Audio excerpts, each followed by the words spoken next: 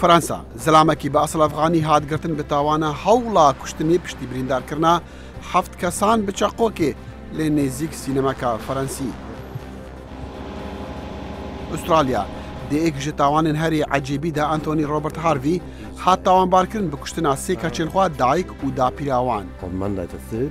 Iraq hêzin nobedarên şoreşa Îranê pênasîn kir bi êrişa mûşekan li ser navendeka Partî Demokratîk Kurdistanê Îran li koya Herêma Kurdistana Iraqê ku 11 kes kuştin û 5 jî birîndar kirin. Japon 8 kampên penaberan hatine vekirin ji bo qurbaniyên ertihêja Hokkaido ya 42 kes kuştîn. Kambodya salekê piştî hukmê zindanê bi tawana xyanetê piştevanên rêberê Rikaberiyê Kim Sokha pêşwazî bînî kir.